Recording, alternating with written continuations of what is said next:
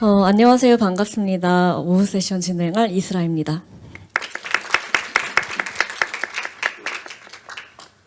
가장 매력적인이라는 과찬을 해주셔서 너무 감사하고, 저는 그런데 그냥 집에서 주로 머물며 글을 쓰는 사람으로 스스로를 생각하고 있습니다. 제가 창간하고 5년째 이어가고 있는 일간 이스라라는 플랫폼에 대해서 오늘 이야기를 할 텐데요. 어떻게 이 플랫폼이 탄생하고 어떻게 독자들을 끌어모으고 지속하고 있는지 저의 아주 작은 장사에 대한 이야기가 될 것 같습니다. 사실 오늘 모시는 다른 연사분들처럼 비즈니스에 대한 커다란 이해와 통찰 같은 것이 저는 없어요. 저는 다만 문학이 좋아서 이것을 시작한 사람이고 아직도 어떻게 이걸 이어가줄 수 있을지 장사 수완에 대해서 잘 모르는 것 같습니다. 근데 제가 어떻게 하다가 이것을 얻어 걸리게 되었는지 정도는 어떠한 참고 사례가 되실 수 있을 것 같아서 즐겁게 이야기를 해보겠습니다. 우선 저는 1992년에 태어나서 살아가고 있는 사람입니다. 2014년에 데뷔해서 2022년이 지금까지 한 8년 정도 작가 생활을 하고 있고요. 여러 가지 글을 쓰면서 생계를 이어가고 있습니다. 저것은 네이버에 적혀있는 소개이고요. 제가 생각하는 저 스스로는 주로 집에 있는 사람입니다. 그리고 마감과 함께 살아가는 사람이기도 합니다. 글을 쭉 써왔고 지금도 써야 할 글이 있고 앞으로도 어떠한 계약이 예정되어 있는 상태가 저의 직업이라고 생각하고 있습니다. 그리고 글을 쓸 뿐 아니라 책을 만들고 출판 시장에 파는 일 또한 같이 하고 있습니다. 1967년생 저희 엄마와 몇 년 전에 저인데요. 제가 차린 출판사가 있습니다. 아주 작은 출판사인데 이름은 해엄 출판사예요. 저희 엄마 아빠는 그 블루칼라 노동자로 쭉 살아오신 분들이에요. 살면서 그 생산직이나 육체 노동을 하는 직종에 쭉 계셨고 저도 그것을 보면서 사람은 원래 평생 직장이라는 게 없는 거구나를 어렸을 때부터 알았던 것 같아요. 직업이라는 걸 계속 바꿔가는 부모님과 몸으로 어떤 일을 하는 사람들을 보면서 그 진로라는 건 50대가 되어서도 바뀌는 것이고 언제나 새로운 시대에 적응할 수 있는 건강한 몸을 구비하는 것만이 미래에 대한 대비겠구나 그런 생각을 10대 때 했던 기억이 납니다. 엄마와 함께 출판사를 차리고 운영하게 된 스토리는 아래와 같습니다. 2018년에 제가 일간 이스라를 시작하면서 독립출판물을 스스로 내게 되었어요. 그때 일이 많아지니까 혼자 하려다가 일손이 부족해서 엄마랑 같이 일해볼까 생각했어요. 당시에 엄마는 그 다른 블루칼라 직업을 마치고 기사식당에 취직하려고 하고 계셨거든요. 근데 제 출판사에서 일하라고 설득해서 그렇게 2인 기업이 된 것이 해엄출판사의 시작입니다. 이 기업은 저의 자취방에서 시작되었다가 점점 더 커졌는데요. 출판사를 작가가 직접 하게 된 이유는 그 돈을 좀 더 남기고 싶어서입니다. 왜냐하면 보통 한 권의 책을 팔면 작가가 10% 정도를 가져가는데요. 출판사를 하기 전에는 왜 책을 내가 다 썼는데 10,000원짜리 책을 팔면 내가 1,000원밖에 가져가지 않을까가 너무 궁금했어요. 그래서 그게 너무 아까워서 출판사를 차려보니 왜 10%인지 알겠더라고요. 너무 많은 사람들이 이 출판이라는 사건에 가담하고 있고 작가가 지필이라는 중요한 것을 하지만 그 서점 노동자도 아주 많고 인쇄소 노동자, 택배사, 배본사, 유통사, 편집자, 디자이너 등등 아주 많은 사람의 노력이 있어야만 책이 독자에게 가는 것이기 때문에 지금은 그 인쇄 나누는 비율을 이해하고 있습니다. 근데 출판사를 해보지 않았다면 작가가 혼자 잘나서 책을 만드는 줄 알았을 것 같아요.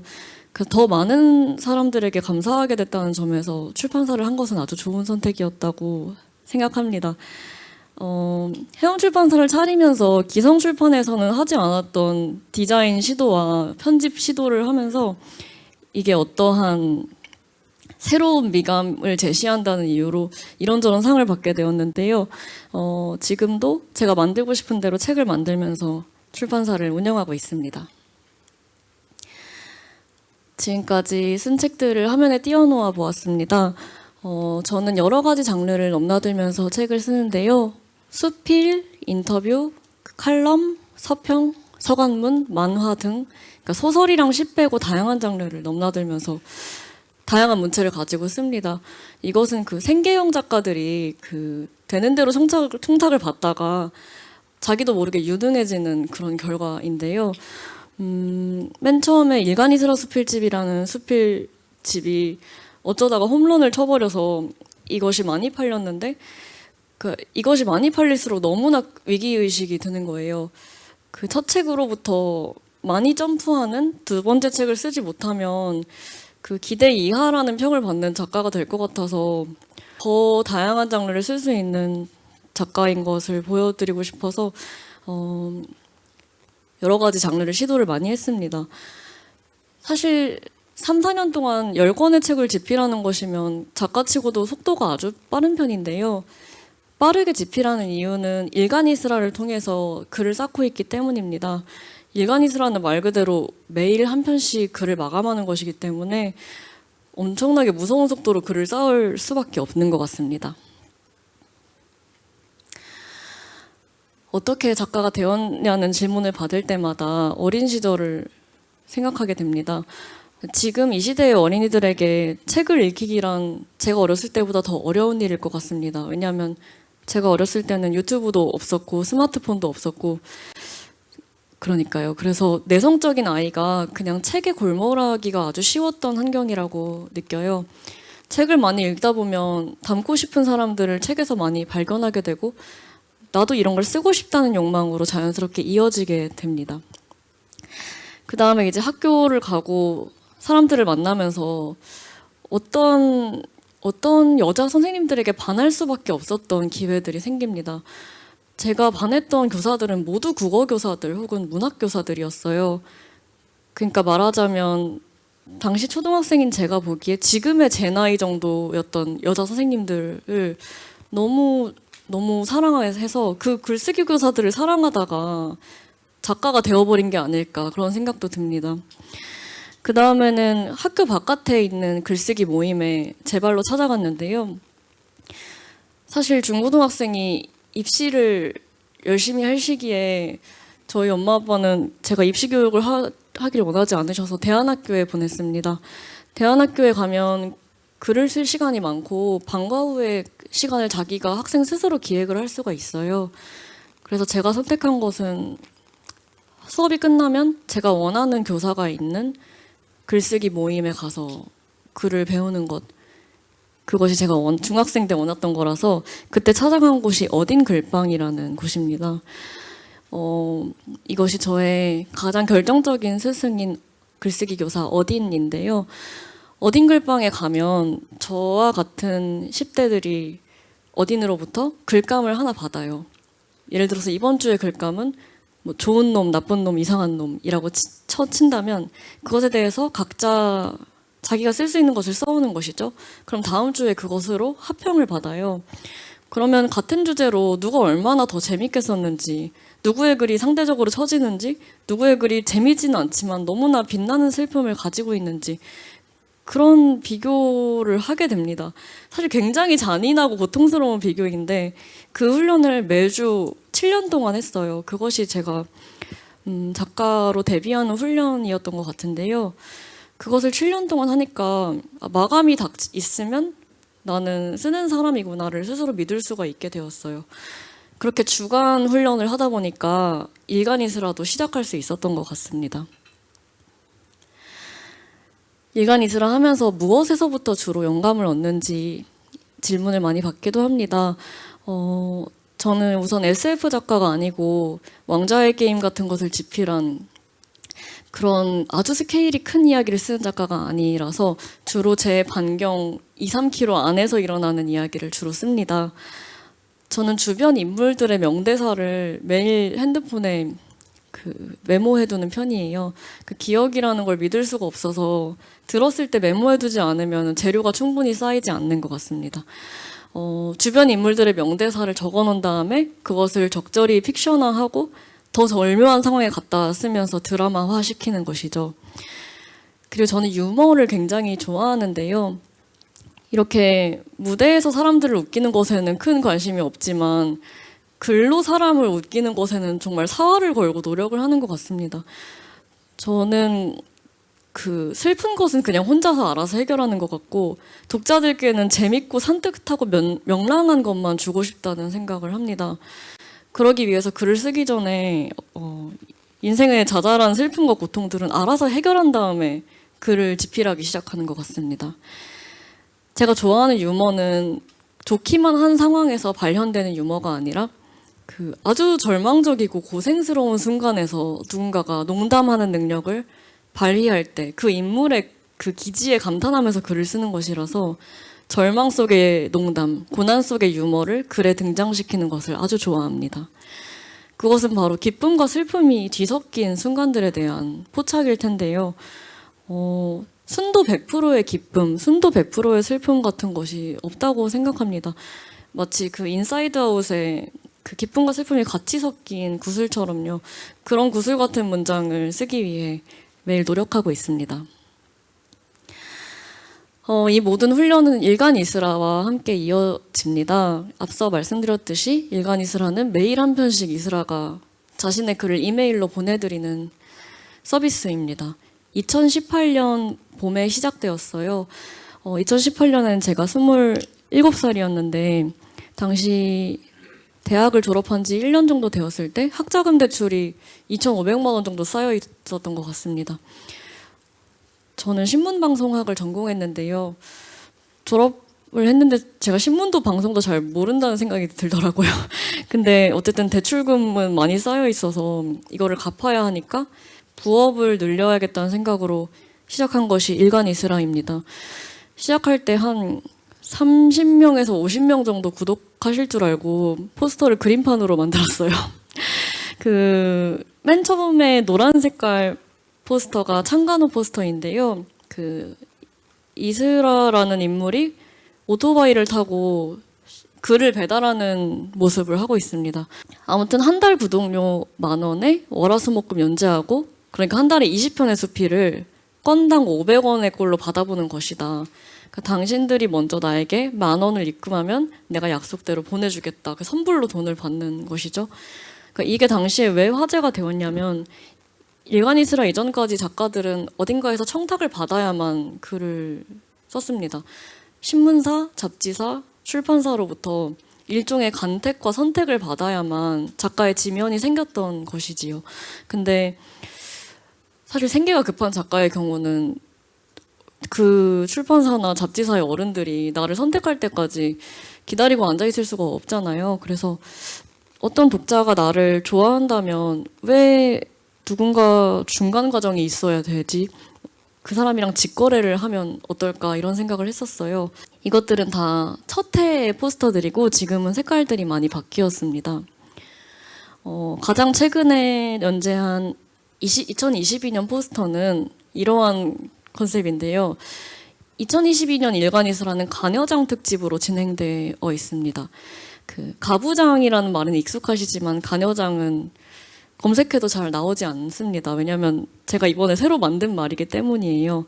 가부장의 아버지 부자를 계집 여자로 바꿔서 아버지가 통치하던 집안을 딸이 경제권을 쥐면서 딸이 통치하게 되면서 어떤 드라마가 펼쳐지는가를 쓰고 있기 때문에 간여장 드라마 시리즈입니다. 사실 요즘에 이렇게 난닝구랑 그 트렁크 팬티를 입은 아버님을 보기는 약간 어렵지만 한 90년대 드라마만 봐도 아버님들 캐릭터가 꼭 메리아스의 트렁크 팬티를 입고 그 신문을 보셨던 기억이 나요. 제가 어렸을 때 봤던 가족 드라마에서는요.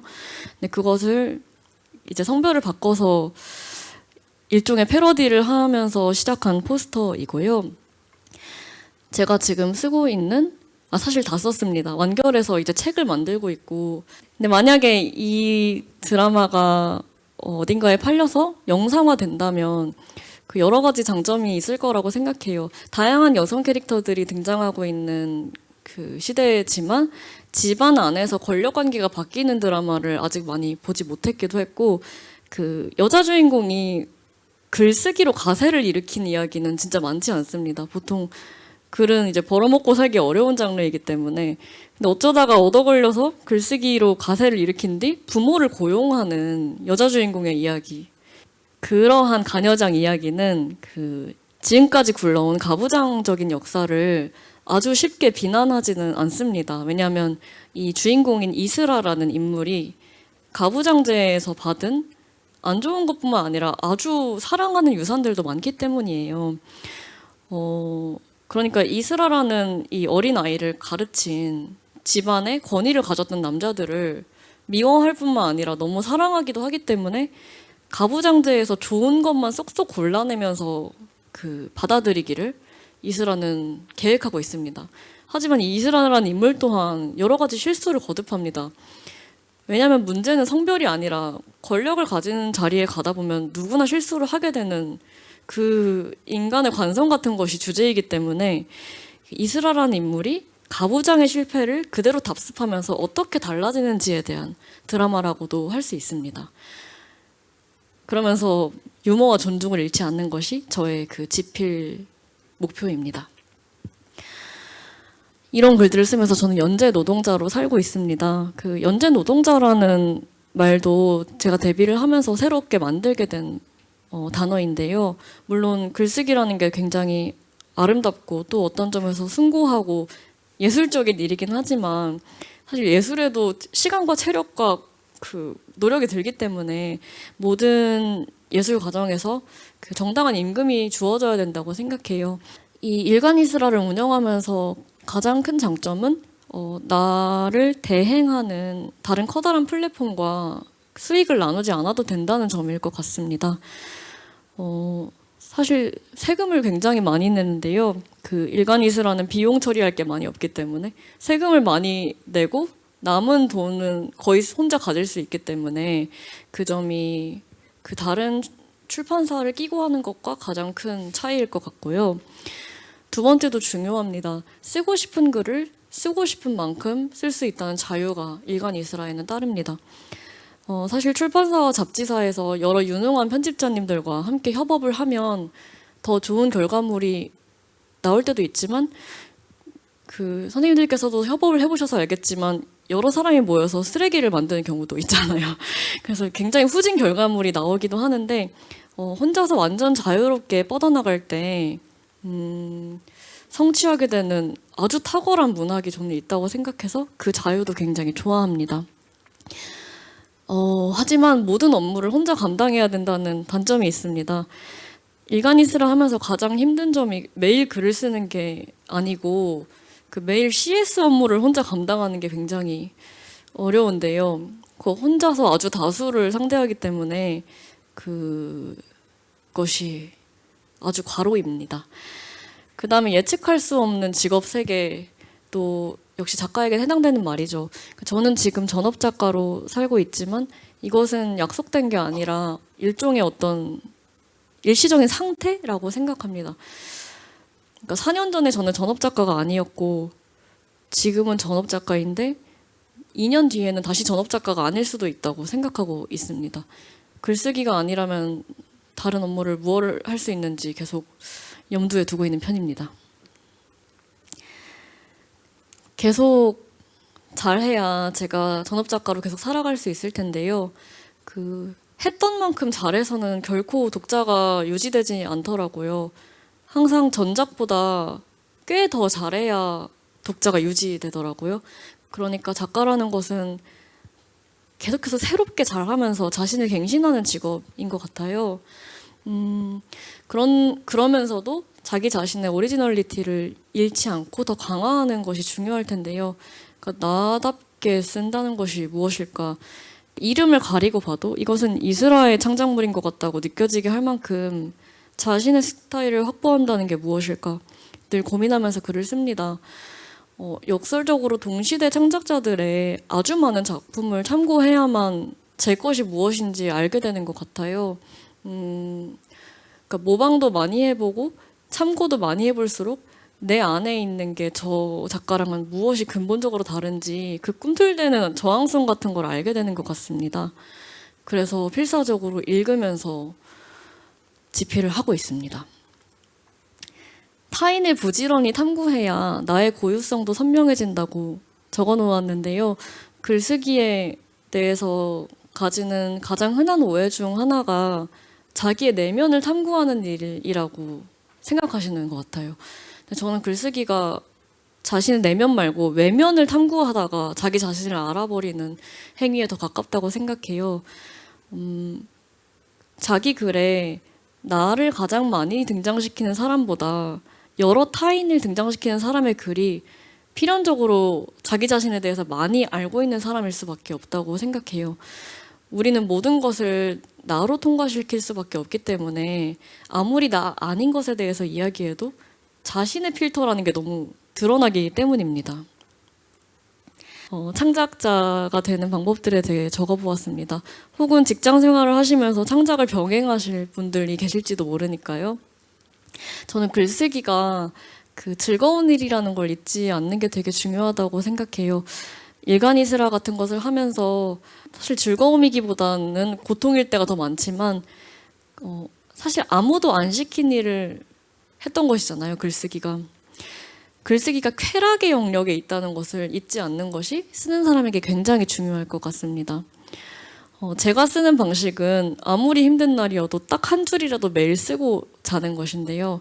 그 매일 한다는 것의 힘이 엄청나게 무서워서 한 줄씩 매일 쓰는 사람의 힘이 굉장하다고 말씀드리고 싶습니다. 타인에게 공유할 것이라고 적어 놓았습니다. 그러니까 혼자서 일기를 쓰는 사람은 생각보다 많은 것 같아요. 근데 매일 자신이 쓴 글을 누군가에게 공개하는 사람은 많지 않은 것 같습니다. 사실 남들에게 보여주는 글을 쓴다는 게 엄청나게 스트레스이고 고되고 아주 난이도가 높은 작업인데 보여주지 않으면 글쓰기가 성장하지 않는다고 저는 생각하고 있어요. 혼자서 나만 보기 위해 쓰는 글은 명확히 한계가 있는 것 같습니다. 다른 사람들이 어떻게 읽을지 독자를 실제로 만나보면서 쓰는 사람들이 훨씬 빠르게 성장한다고 생각해요. 그런 점에서 일간이스라는 돈을 벌기 위해서 시작한 것도 맞지만 그 작가한테 정말 이만한 훈련이 따로 없기 때문에 계속 지속하고 있는 것이기도 합니다. 다양해진 등용문이라고 적었는데요. 몇십 년 전까지만 해도 작가들은 등단 제도를 통해서 데뷔를 주로 했지요. 근데 지금은 등단 제도도 등단이라는 카르텔도 점점 희미해지고 있고 등용문도 점점 더 다양해지고 있는 것 같습니다. 그것이 저희 세대한테는 아주 좋은 일인 것 같고요. 그래서 작가가 될 수 있는 방법이 다양해진 이 시대에 일간이스라도 하나의 방법으로 추가된 것 같아서 여러 동료 창작자들이 마음껏 차용하셨으면 좋겠다고 생각하고 있습니다. 좋은 작품에 대한 끝없는 고민이 모든 창작자들, 모든 콘텐츠 제작자들에게 공통된 질문일 것 같습니다. 이랑이라는 가수의 노래 가사를 늘 생각해요. 사람들은 늘 좋은 이야기를 기다리고 있다. 사람들은 아직도 좋은 이야기를 기다리고 있다. 좋은 이야기가 무엇일까에 대한 고민은 정말 끝이 없는 것 같습니다. 좋은 이야기가 뭐 같아? 라고 물어봤을 때 여러 수다를 떨 수 있는 동료가 저에게는 좋은 동료인데요. 여러분께도 좋은 동료와의 좋은 수다가 늘 따르기를 소망하겠습니다. 작가가 정신적인 일인 줄 알았는데 실제로 해보니 너무나 육체 노동에 가까워서 신체를 관리하는 것에 대해서 생각을 많이 하게 됩니다. 작가들과 편집자들 중에서는 목 디스크, 허리 디스크가 정말 고질적인 병이라서 저는 서서 일했다가 앉아서 일할 수 있는 모션 데스크를 사용합니다. 이렇게 일 많이 하시는 분들을 만나면 꼭 모션 데스크 쓰시라고 말씀드리게 되어요. 건강한 육체에 건강한 정신이 깃들기 때문에 콘텐츠를 제작하는 사람에게 모션 데스크는 필수일 것 같습니다. 건강하고 행복하게 창작하시기를 바라며 저의 장래희망 말씀드리면서 발표 마치겠습니다. 저는 드라마가 될 각본을 이번 달에 잘 완성하고 싶고요. 이 책이 넷플릭스에 팔리지 않더라도 다음 책을 또 쓸 것입니다. 사실 모든 작품이 잘 될 수가 없죠. 그냥 무던하게 다음 것을 또 쓰는 게 가장 빠른 방법이라고 생각합니다. 다음 책을 쓰고 또 다음 책을 쓰고 그리고 또 다음 책을 쓰는 게 저의 미래라고 생각하고 있고요. 탁월한 동료이자 탁월한 연인으로 살아가고 싶고 가능하면 장수하고 싶습니다. 그 일간이스라가 그 초반에 대박이 나면서 뭔가 짧고 굵게 되는 작가일까 봐 너무 걱정을 많이 했어요. 저는 대박 별로 원하지 않고 가늘고 길게 살아남는 작가가 되고 싶습니다. 이를테면 박완서 선생님이나 박경리 선생님이나 마르그리트 디라스 같은 훌륭한 할머니까지 썼던 작가들을 생각해보면 전성기라는 게 결코 젊은 시절에 오는 게 아님을 알게 됩니다. 꼭 노년기까지 살아남아서 어떤 글들을 쓸 수 있을지 스스로 찾을 수 있다면 너무 좋겠습니다. 저희 발표 들어주셔서 너무 감사합니다. 고맙습니다.